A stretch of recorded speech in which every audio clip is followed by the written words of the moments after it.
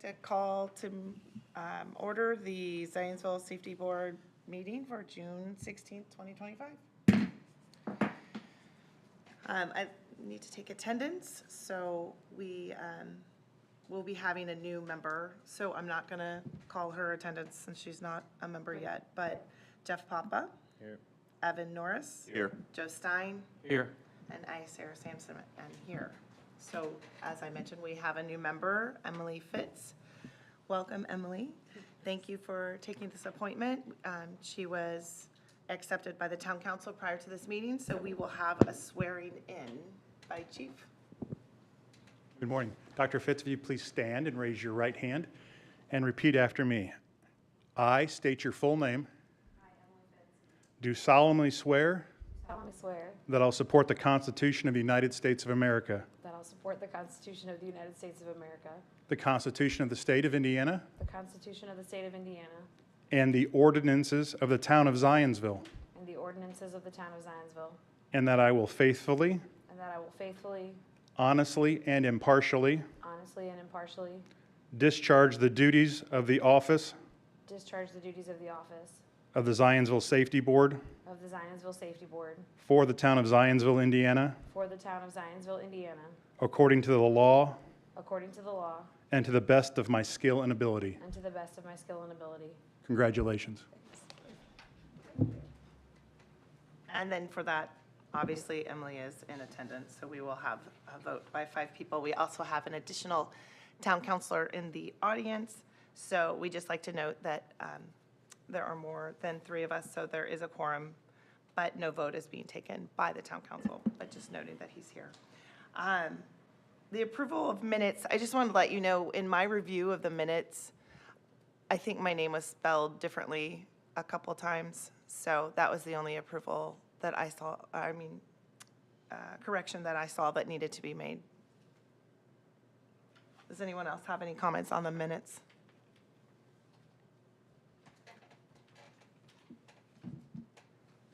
Where's Ms. Spill? Well, it was the original one I looked at, so. Under A, 2A, I need an H. Oh, okay. Well, yeah, with that revision, I'll go ahead and make a motion to approve. Second. All in favor, say aye. Aye. And I'm assuming, Emily, that you're abstaining, since you weren't at the meeting? Sure, yes. Okay, so 4-0, that passes. And then the fire department monthly report is next. Thank you, Madam President. A little bit of a change. Normally, Deputy Chief Potts gives this presentation, but since he and his team are going to steal the thunder of the rest of the presentation, I'll jump up with some quick fire department information. Also for Dr. Fitz, from today forward, you will also begin to receive this packet at least 1 week in advance of the meeting. You'll also get all the monthly reports from the fire department. But I had about 6 or 7 quick items I wanted to brief the board on. I know previously at the town council there was a brief discussion and support for the additional appropriation, but a little bit of our staffing update. Last week the fire department was short 15 full-time firefighter positions. We're excited and proud to share that that number has now been dropped to 11 full-time shortages with our 4 recruits who just graduated the fire academy. It's a joint academy with the Pike Township Fire Department, and they began shift work this past Sunday. They will also be before the town council on the evening of the July 7th meeting, where we'll do our ceremonial swearing-in ceremony.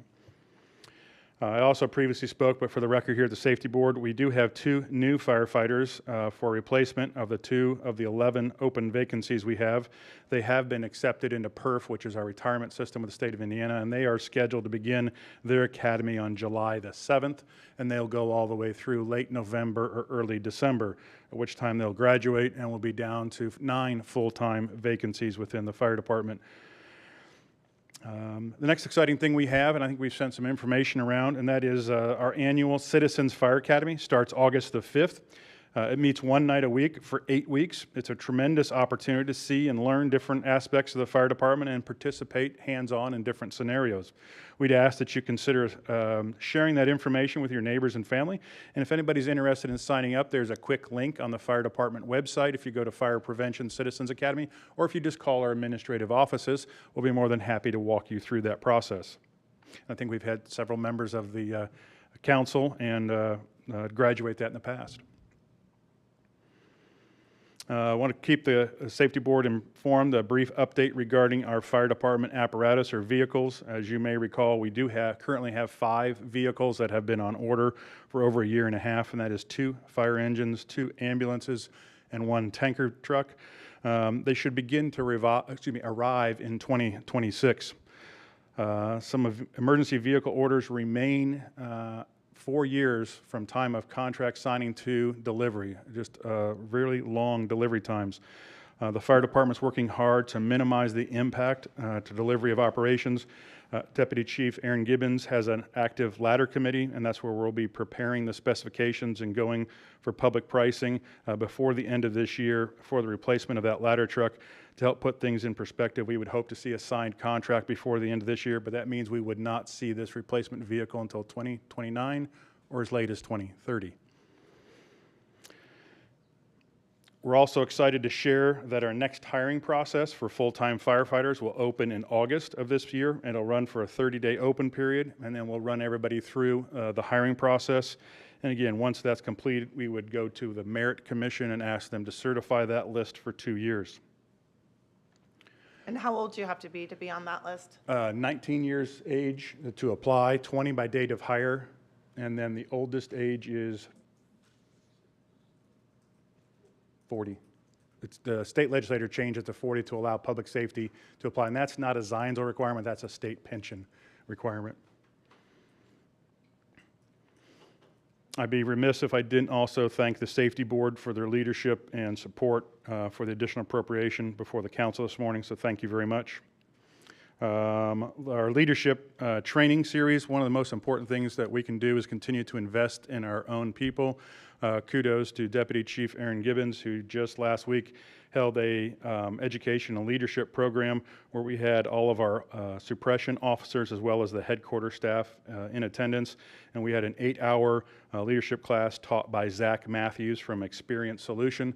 It was a great training program, and we had very positive results. We try and do something annually with that. We'll be talking to you more at future meetings regarding what we can do to prepare those next in line for leadership and succession planning. And finally, I'll steal a little bit of thunder, but also just leave it dangling out there, is that District Vice President Walter Leverage, representing our local 5195 and Zionsville Fire Department Administration, are excited to say that we did just buy an old piece of apparatus at the town. One of the firefighters union members found one of our original 1964 fire engines in a field, I believe, out of state. And they were able to acquire it. The town has partnered with the union, and we've now jointly partnered with them, and we own that. There were no dollars that changed hands, so we have that, and you'll see that move back in to the fire station here very soon, and we'll be working collaboratively with labor and management to put together a refurbishment plan to make sure that fire truck gets restored and becomes part of the history for our community for years to come. So we'll make sure you're invited to those opportunities when we bring that back and share more, but a really exciting time and appreciate their partnership. But more than happy to answer any questions about the items I presented as well as the monthly report. Anyone have any questions? No questions. I guess I would continue to highlight that if we continue to focus on staffing, especially in the next 2 to 3 months, again, will be critical, just like I alluded to during this morning's meeting. Whatever I can do to help bridge that conversation amongst the counselors, amongst this board, I'm happy to do that. But just I want to start thinking proactively so that we're not scrambling before October to get this done. I know I keep beating that drum, but the squeaky wheel gets the grease, so I'll continue to harp on that. We appreciate that very much, and not only appreciate that leadership, but we have asked ourselves internally, and you will see us come forward with maybe some budget changes and stuff like that, because staffing is our #1 priority. What can we do to address the shortages? We realize we may not be able to get to address all 9 positions, but whatever we can do to take significant steps forward to address that is critical to the health and safety of the firefighters themselves, but also the ability of them to deliver effective, efficient operations to our community. So, thank you. Thank you. All right, so moving on to old business, we have none. New business, we're going to be discussing the fire station feasibility final report presentation. Thank you, Madam President. I'll do a brief introduction, if I may. A little over a year ago, working with the Safety Board and the Town Council, we went out and we did an RFP process to select a vendor to assist us with the fire station feasibility. They're reviewing our current fire stations to make sure they were in the right place, make sure that they're able to be of service to us for years to come, and then where might we need to place fire stations. This project has been led by Deputy Chief Jason Potts. With us today, our consultant that we hired is Wolpert. I'd like to introduce Nick Eisenberger, who is the Regional Development Director for Wolpert, as well as Carrie Laprise, who is our team lead and architect, and Deputy Chief Jason Potts will lead you through their fire station report. Know that today is just a report. You haven't seen this yet. It's our first public presentation. We're giving you lots of hard copies. I will be coming back at the July meeting or thereafter, and we'll be asking this board to formally adopt the fire station feasibility report to provide guidance for us as to where we're going, what those next steps are. It doesn't lock us into spending a certain amount of dollars, just says this is the direction we're going and this is what we should be doing. So without further ado, I'll turn it over to Deputy Chief Potts and the Wolpert team.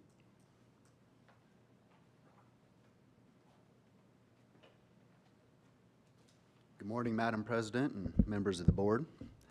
My name is Nick Eisenberg, as Chief alluded to. I'm Vice President and Regional Development Director of Wolpert in Indianapolis. I wanted to take a moment just to thank the town, to thank the fire department, Chief Van Gorder and Deputy Chief Potts, and other members of the fire department, and really timely and responsiveness in helping us prepare this report. It's been a great report to look at, not just the condition analysis, but also your current and your forecasted demands and what that's going to mean to your budget and to other community needs for the fire department. Carrie is going to present really a high level of what you have in front of you, but we ask that you take that home and you review those documents, and any questions you have, please bring those to us, and we'll be sure to get those answers to you right away. So without further ado, I'll pass it over to Carrie. Good morning. Run that.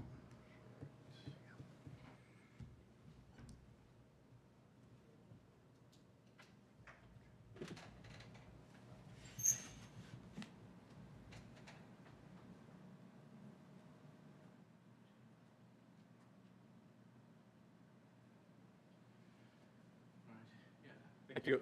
Yeah, I'm Carrie Laprise, team lead architect with Wolpert, and as Nick mentioned, we'll kind of run through a brief overview of the feasibility study as well as some of the strategic recommendations. And so enjoy your lengthy reading material, and we'll get started.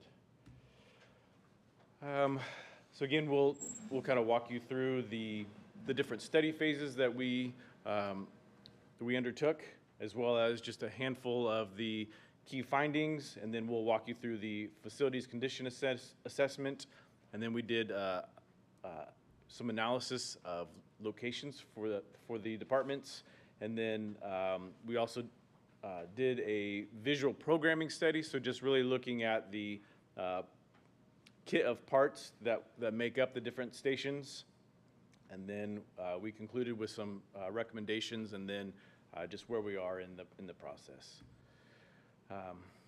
Our team, Nick, myself, we had Jill Elder. She was really instrumental on the condition assessment, and then we had Rob and Travis. They were really the brains behind doing a lot of the strategic analysis, and so you will see their handiwork shortly. Again, just kind of a brief overview of the different phases. So phase one was really that assessment piece where we were looking through the different goals and that evaluation of the existing facilities. And then we moved on to phase two, which was more thinking kind of that vision planning and looking at where existing stations were versus where a lot of the calls were coming from and growth, and then how to think through where we would locate future stations, and then also some of the capital needs assessment. And so looking at that. So basically where we are today is really looking at a few key sites and kind of validating those for appropriateness, for making sure that they meet your needs.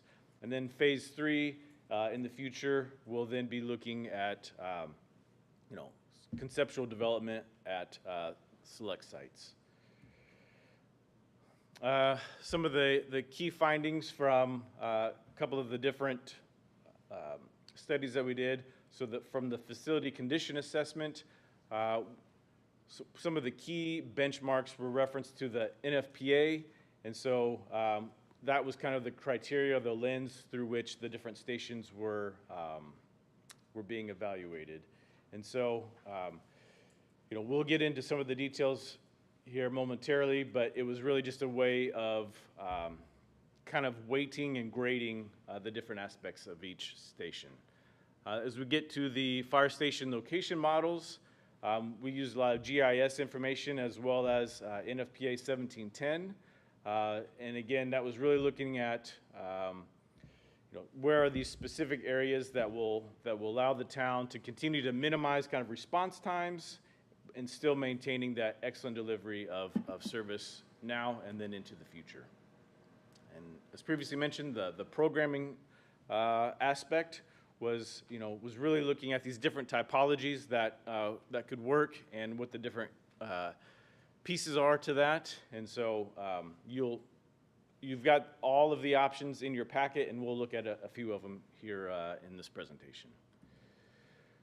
So we'll start off with the facility condition assessment. And so you'll see in your reports, there's kind of this color-coded condition rating.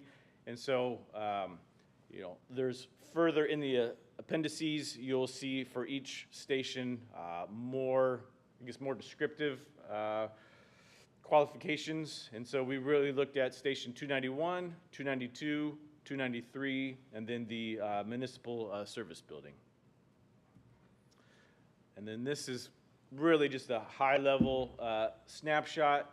Fire station 291, you know, was the condition was really kind of in that fair and below as a whole, and it was really lacking some of the NFPA compliant areas. And so it seems to be really maxed out. It's been used well and full, but there are certainly some programmatic deficiencies that need to be addressed. For 292, you know, overall, the facility looked to be in good condition. It too also lacks some of the NFPA compliant areas that need to be addressed in the future. And then to also slightly enlarge it to handle some of the new apparatus that are becoming to that station. For station 293, again, another facility that was in good condition overall, but it too lacked some of this NFPA compliant areas. And so you'll see that we are recommending that there were some maintenance tasks that are in the report, and so we're, you know, recommending to pursue maintenance of those items. The last one was the municipal service building. Again, it was fair to good condition, and there were some maintenance tasks identified to pursue. Another component of our study was looking at expected the capital costs and life cycle analysis. And you can kind of see from this chart that the bulk, or 64% approximately, is in the next 5 years. And so, you know, really just trying to make sure that the town is ready for the level of investment that seems like the facilities are going to require. The next piece of our study was really looking at the fire stations, their current, obviously, locations, and then also how we could strategically add to serve the community. And so I do want to highlight, you'll see some heat maps here, and you'll see that in your paperwork, is that this is more on drive time. So it's not necessarily, you know, because you say 2 minutes, oh, that seems really great, but it's really 2 minutes for the team drive time to get from the station to the call. And so did want to highlight that. And so you'll see we've got several different iterations here. And so, you know, obviously what the existing serve time looks like, and then we've got different strategies that we'll kind of take you through. And so this is on the screen is the current kind of response time and heat map, and then you'll see we'll show some of the iterations here shortly. And red is good, which is maybe a little counterintuitive, but. So in this first scenario, you'll see the current 3 stations, so 291, 292, 293. So again, you can kind of see that things are served pretty well. There's also thinking more about West Zionsville, which we take into account in scenario 2, which is looking at the making the current volunteer station into a career service station. So you can see that there's by adding the 295 in that western site, that we're getting better and quicker response times out on the west end. Scenario 3 is also adding the 295, and then it's also showing 294, which I apologize, some of these are a little small, but it is kind of on that, call it near north side. And so again, we're really enhancing that serviceability in the core. Scenario 4 is again maintaining the current 3 stations. We've added 295 in the west. We've added 294, and then we're also looking at 296, which is more in the southeast corner of the map. And so again, just continuing to enhance, increase the service times.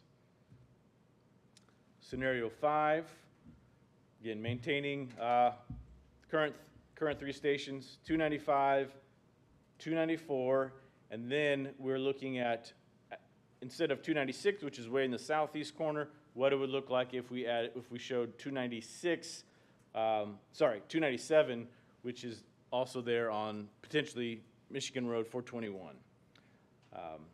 And then scenario 6, again, similar. Where we've got the existing stations, and then we've 295 in the west, and then we're showing 294, 296, and 297. So this is basically adding them all, and so again, just trying to show the impacts for these different stations.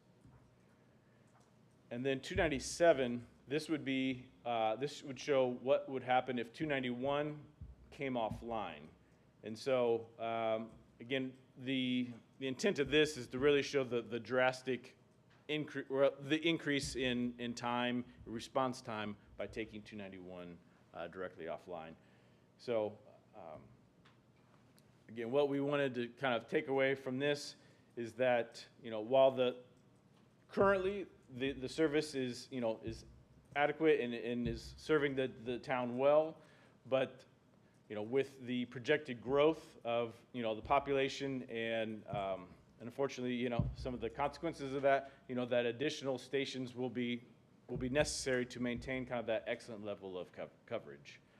And the other thing to consider is with multiple calls that are happening concurrently, how to locate these stations so that we're able to serve residents well. And so that's kind of led to two different approaches. So one would be adding 294, renewing 295 there on that west end, and then updating 291.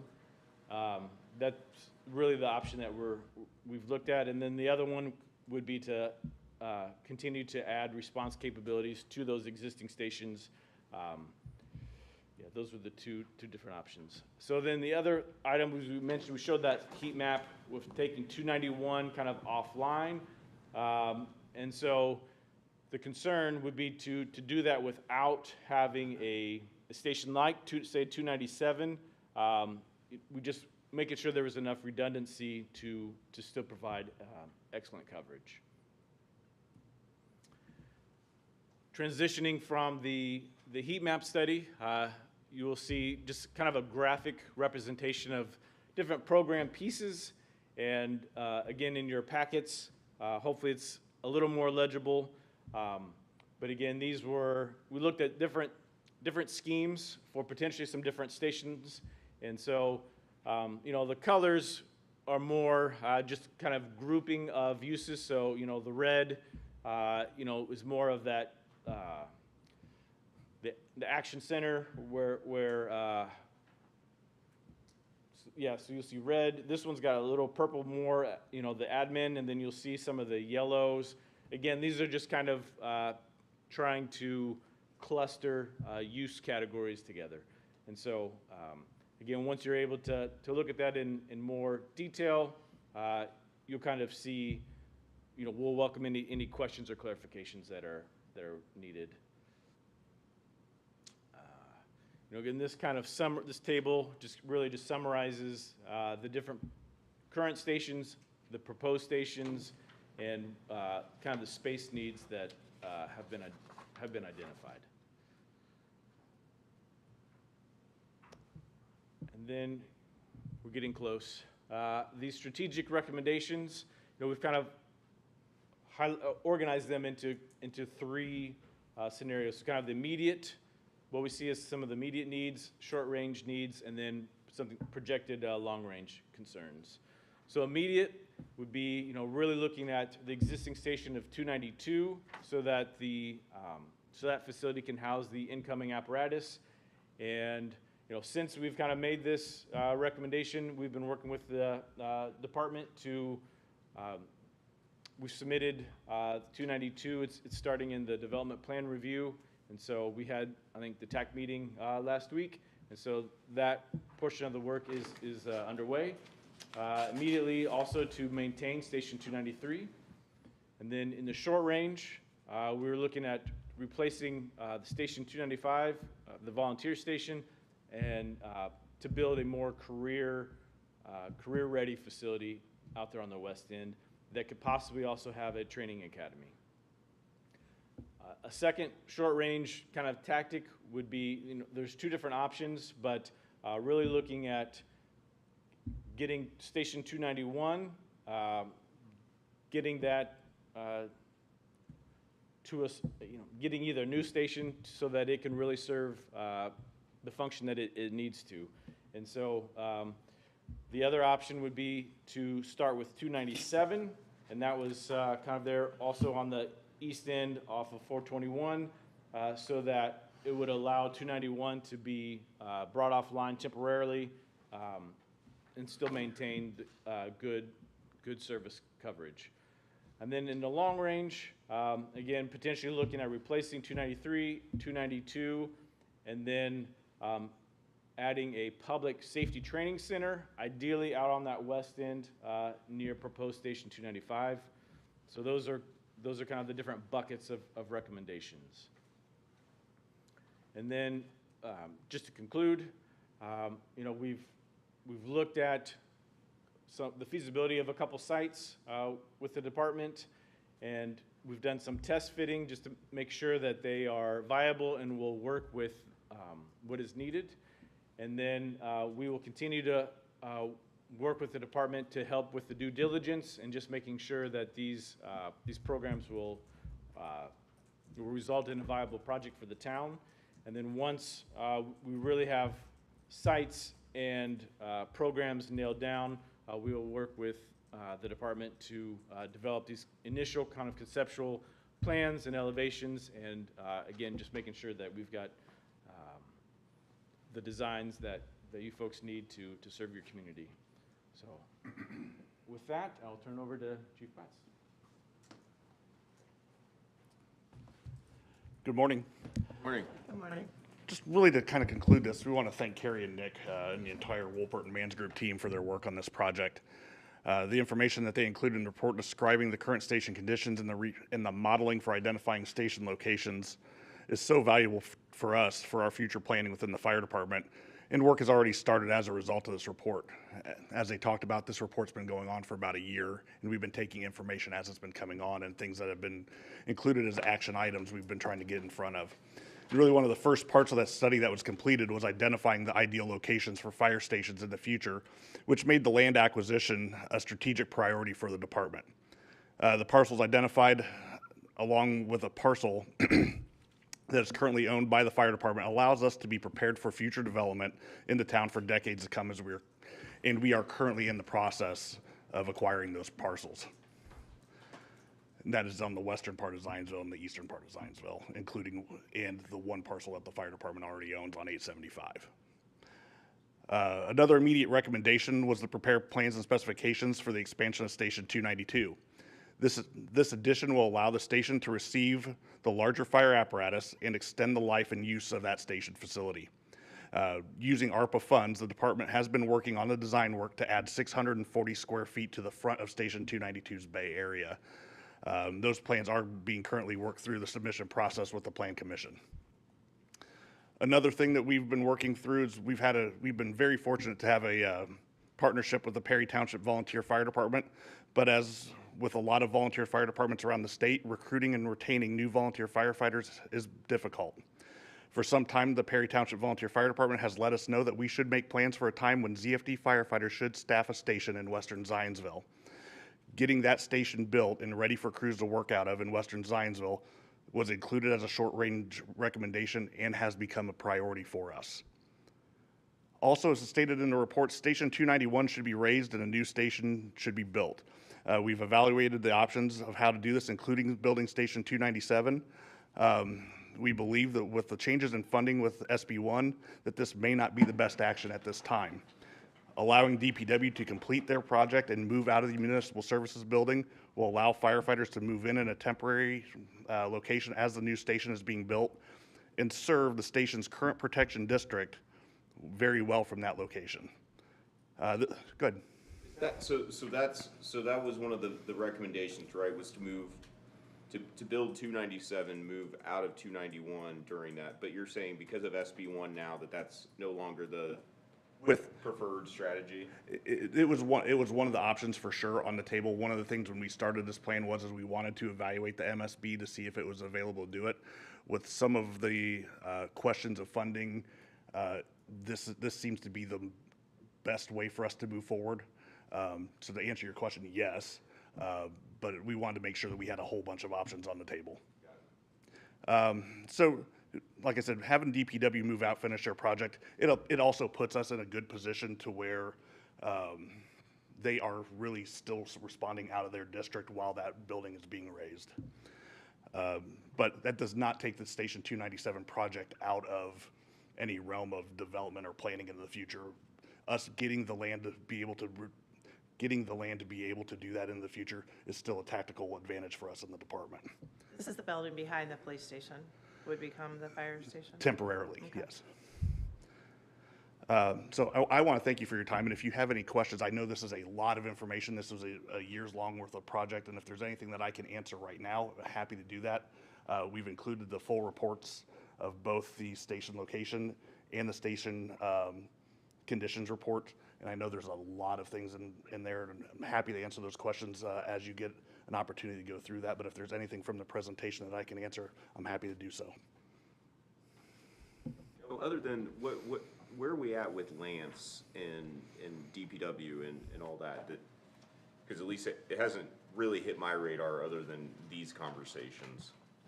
Yes, I can share that working with the mayor and through the mayor's office, the mayor's putting together a capital funding campaign.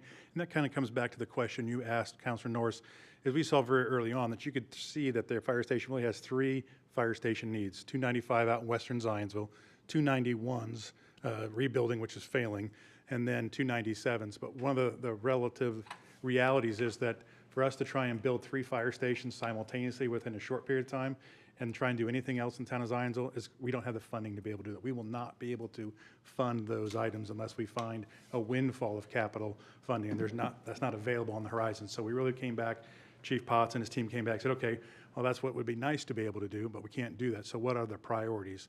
And the priorities came back for land acquisition to make sure at least we control the future, because it's no great surprise to anybody here, but maybe future generations may look back on this and say, why did you concentrate so much effort on buying land? Well, land is turning over so quickly here, and if we don't secure the property today and immediately as a number one step, we're going to be in eminent domain issues where we have to start taking somebody else's property, remove something, and then put a fire station in. And the land values, surprise to nobody here, again, are skyrocketing, so we need to do that, number one. Number two thing is, as Jason indicated, Fire Station 292 is not quite large enough to meet our need. We've already addressed that. We've got a design plans from Wolpert. That's before the Plan Commission. We go in July for plans for that. We have a funding stream set in place to be able to fund those remodels, so that helps ease that. The next thing is to try and figure out the timing. we really looked at the MSB, and one may say, well, wait a second, why do we even look at the municipal service building? That's Parks and Department of Public Works, Street Department. Well, we were really trying to identify if we were to raise Station 291, what do you do with the firefighters and equipment that are there right now? And there's all kinds of different opportunities to say, okay, well, some other communities have put them in houses, some have built temporary seasonal structures.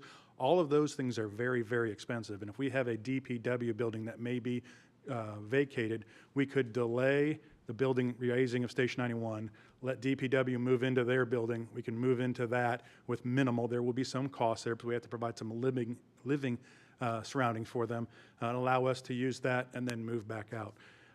But to answer your question directly, the mayor has charged the finance department, the finance team for coming up for some funding things. So Director of Finance and Records, Cindy Poor, Lance, and myself are putting that together. And I would say in the months ahead, the next 1 to 2 months, you'll see some proposals coming forward for us to how and if we can try and accomplish the funding needs for these different projects of getting DPW a new facility on land they already own on 875 East would allow us then to slide in for Station 91, not affect the emergency response services to this area, which currently is the most rooftops and the busiest firehouse area, and then we would move back out and into that firehouse.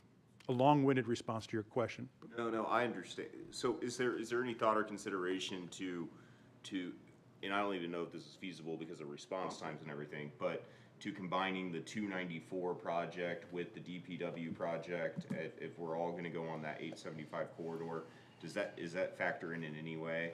We looked at that with the team. One of the things that was a little shocking to me, I guess I'm getting older and stuff like that, I look back to Station 93. We built Station 93 for $3.5–4 million.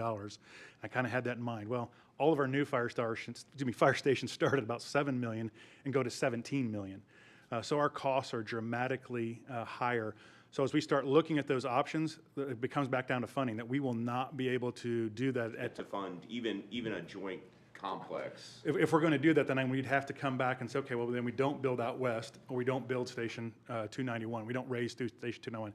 I think there's only enough depth with political approval, boards and commissions, to be able to do, I say, 2 public safety, 2 fire stations, and DPW.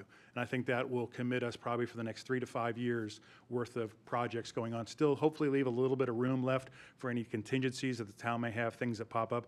But all the department heads are working with the mayor, and that'll be a presentation that the mayor and his staff will make to either this board and or the council. Yeah, 'cause it's a much bigger puzzle than just fire, right? I mean, there's a lot that goes into this. Any other questions? Couple. Do we have a general timeline? I mean, if all the stars aligned and the funding was in place, I mean, what is the optimal timeline? I know the sooner the better, obviously, but in your mind, what are you seeing? The first thing that I think you will see is that offers for land acquisition will go out within 30 days. We'll do contingent offers, proposals, and try and negotiate that, and then we will have to come to the council and ask for funding, because there is no cash in a line item to be able to spend for that. So we'd have to come for an additional appropriation and have that discussion. One of the things that we're anticipating from staff, the mayor, is that, well, we can't really come and ask for land funding without having shared the big picture. Because what impact does that if you're going to use cash balance or you're going to bond and all these different options? We want to make sure that there's a big presentation about the big picture. So that is in the works. So, Councilor, the first thing we want to do is land acquisition. The next thing we need to do, and this has been a little bit of a shift since the study with Wolpert and Deputy Chief Potts started, is we were thinking that Western Zionsville may not be a kind of a 1A type thing. But in discussions with them, and again, it's not failing, but they have also raised their hand and said, Chief, our service time is done. We've loved serving the community. The needs are getting so great. We don't have any more members coming in. You really should prepare for this. And keep in mind that contract relationship with Perry Township right now only costs us about $80,000 to $90,000. And I've asked the chief, I said, well, can you stick around for maybe 3-5 years? And he kind of shook his head and said, you shouldn't count on us for 3 to 5. You know, we can get you 1 to 2. So if we look at that scenario, maybe we do a land acquisition in 25. We really ought to look at a build scenario in 26 in Western Zionsville. That's a much smaller footprint, and we're not building a massive headquarters station of $17 million. We think that could be maybe in the $3-ish million or maybe less. and it may be more of an ag-type building. It's also out there in the middle of the industrial area. We have a little bit more flexibility. That parcel we're looking at acquiring also is 12 acres. It's a massive parcel, but it allows expansion for public safety to be able to have a training area in the future that we've heard the team talk about. So I guess that would be the second step, and we would look to, again, if funding aligns, that in '26 we would be doing a western fire station of some type. Also in '26, DPW would be doing some type of building. So then we would look to '27, if the calendar works perfect. We all know what construction calendars look like, so that may slide '27 into '28. Then you can see '28, that DPW would be moving into their building, and then we would raise Station 291 and build a new facility there and maybe move in 2029. And that's part of the funding plan that we're looking at. Lance, myself, and Cindy Poor to make a recommendation to the Finance Committee. Thank you. I was just trying to overlap that in my mind with SB1 and the impact that that's going to have on us, and that's, obviously, everybody knows that's going to be a little tricky. Wolpert, thank you, guys. This is very informative, and clearly you guys know what you're doing. So when construction time comes, does Wolpert recommend contractors? Do you guys do the work? How does that play out? We do not contract the work. There's multiple options that we can look at, for sure, whether it's a CMR, design, bid, build, design, there's a lot of different contracting options. We need to investigate that with everyone, but we do have contractors we can recommend as well. Okay, and then will we have somebody kind of spearheading as the, supervising construction? We could still spearhead that. You guys do that, okay. I was just curious what your role would be once decisions start happening. And I would say that right now we have a contract relationship with Wolpert, part of that ARPA agreement, that is some of this feasibility, but it does not lock us in. We love the team, and we will explore that as to which fire station or all the fire stations, but there is an opportunity for us to explore other design teams and also other funding. One of the things that's out there for your municipal government is a BOT, build, own, transfer type organization structure that we're really interested in. So we're going to explore all those opportunities and go from there, but that'll be part of the next kind of the presentation. Right now, it's just, here's the proposal, talk about the timing. This is where we would like to go, and we'll be coming back next month. And in between, help answer any questions. Staff will be available to sit down and have any one-on-ones or group discussions. If we get more than 2 of you at one time, we need to do a public notice. But again, you want to walk through this. You want to understand how we number the stations. You can see that, the other thing I would bring up, and be respectful of your time. There was something that kind of got turned on and turned off there. We, for a long time, have heard ask questions about, well, I'd be down there in Hoosier Village. That was kind of that 296 concept. But you can see in those heat maps that really serves a very isolated area. Also, I would remind everybody, I think everybody's in this room, that that area doesn't pay anything for tax dollars. And we really looked at turning it on, turning off. The response times there are not perfect. They're not awful, though. And really, the implementation of 297s on Michigan Road covers more rooftops today, and then also the planned expansion that those communities that have already been approved, Bradley or Ridge Development and the other areas there, that fire station will be rather busy as well. The other thing I would share is that we have a plan working with Deputy Chief Gibbons and Potts. One can say, oh, well, maybe we can fund and build these, but Chief, how are you going to staff them? We're already short 9 people, and that's today. Great question. One of the things that we've been tasked with and work with Wolpert is we put together one of these fire station needs assessment. Not only are they structurally sound, are they in the right location, but how do you distribute your assets, your people and equipment? There is a path for us to still build these fire stations on this timeline, and then we just redistribute the assets, the people and the equipment. Fire Station 292 has an engine crew and an ambulance crew. There could be a period of time for 5 to 7 years where those crews may be split, and one crew would stay at 292s and the other one could move south and begin to provide those timely emergency response services. Similarly, if we were to build in '26, we could take Fire Station 93's crews and split them in half for a period of time and be able to deliver those life-saving services. And then as budgets continue to grow over the next 10 to 15 years, you could backfill, and then those fire stations that are busy, you could put a double company in there. But what you may know in Zionsville as having an engine and ambulance or an engine ambulance, ladder truck, battalion chief, those are not always normal. There are in many other municipalities, single companies, what we refer to them as, a single engine or a single ambulance or a single rescue type scenario. And those are things that we could do immediately that don't have any greater staffing need than beyond the 9 that we have today. Forgive my ignorance, but that brings up what happens when a run, let's say you have a split situation and there's a run that requires the, devices that are at both locations. Sorry about that. Yeah, but both locations would go. For right now, keep in mind that a normal house fire in Zionsville gets how many fire engines? 4 engines, 2 ladders, 2 ambulances, a battalion chief. So 4 engines, 2 ladders, and so we don't have 4 engines currently. So we're going to pull, so all 4 of our firehouses are going to become empty. We need 2 ladder trucks. So we only have 1 ladder truck. So our ladder truck's gone on that first house fire. And then we're pulling from Pike Township somewhere else. So that's gone. So that's a great question, Councilor. That's a great response for us every day of the week. So any working incident, we just about drain everything we have. Yeah. So certain apparatus will have a longer response time, obviously, Correct, just depending based upon on the location. locations. Got it. Okay. They do, just to kind of finish that, I'll get to your question. One of the things that we are doing is making sure that we're staffing the engine that has advanced life support capability. So even though we're redistributing, you may not have an ambulance at that station, the level of service that we're providing at that station is still a high level of service. So you're still getting quick emergency response care by the apparatus that's closest to your house. Yes, ma'am. I also apologize that you guys might have mentioned this before, but when you talk about like 297, for example, I know that's obviously very close to Carmel. Are there Carmel fire stations that are like kind of overlapping in coverage area, or is it? There's pretty not much currently. They had just gone through a feasibility study also, and we took that into consideration of where they had planned to put a station perhaps in the future. And the distribution of those assets is really good for us and them. We primarily care about what we're doing in Zionsville first, but to be able to put that station in a location that we can get to different places well serves us well. It still doesn't really affect like Station 342 in Carmel is at Shelburne Road.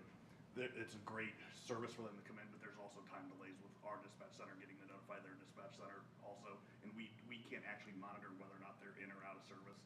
So we plan as if they're not there. So I hope that answers your question. It does. Thank you. And I would broaden that up a little bit too, not only with Carmel, but, we pay particular attention to all of our neighboring mutual aid departments. We know that Pike Township Fire Department's looking at moving their fire station on 86th Street. And so we're in constant contact and knowing where their fire station's going to move, and then what does that do for them, mutual aid responses, and does that help us, or does that hurt us? So kind of a team effort to look at those surrounding neighboring departments. My only other question is, does the current headquarters here at Town Hall, is that not really, is it something that's just not working out, or is it, we're just gonna take advantage of 291 and put everything in-house and put a new HQ there? Because I saw the facility condition assessment, I think it was good to fair maybe, and I didn't really understand. Yeah, I think if you have a chance to dig in and look at that report, you'll see that there are several systems that are failing at Fire Station 291 as far as major infrastructure items, and we are trying not to replace those. Most recently, we did just spend $60,000 to make sure we had potable drinking water in the fire station because the station's so old and all of the lines underneath the apparatus bay and the walls were failing. So we've actually gone through and done, if you're familiar with construction terms, PEX water lines are just surface mounted in the wall. So this is no place that you really want to live and stuff, but it's to get us a Band-Aid approach to maybe last 3 or 4 years if we have to do that. The specific questions here about fire department admin, I was the project manager when we built the town hall. And some of you may or may not know is this town hall was supposed to be bigger than what it is today. And we really worked hard to try and get a facility that would work for Zionsville for years to come. Councils at that time, whatever, got involved, and the town hall over here was actually shrunk square footage wise. But today, if you walk through and visit the offices, long-winded conversation, but fire headquarters here is full. There's not a single open desk. So we look to try and plan for the next 20 plus years. It's one of those discussions that we would shoot ourselves in the foot if we did not address what are we going to do. Because as fire prevention teams grow, we try and add shift EMS officers, things of that nature that our labor groups have been asking us for years we have no place to put them. So part of that plan is for Station 91 is to be raised and to include fire admin moving out of town hall, but then to also lightens the burden here that maybe another department, maybe DPW or others could move into the space here and be able to provide services for years to come. But that is one of the study and analysis that Wolpert came back and said, wait a second, you guys have no room to grow from today. What are you going to do to address that? So we're trying to address at least a plan today.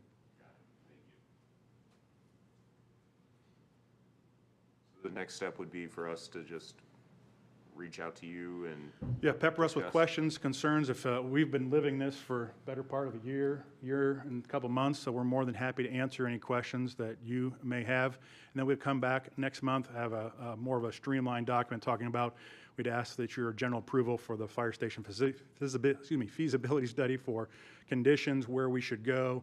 And subsequently, we'll also be, right about that same time, coming forth to the council asking for funding and a recommended funding plan for fire station land-only acquisitions. We'd hope to have that done and proposals hopefully accepted within the next 30 days, and then a funding proposal before you.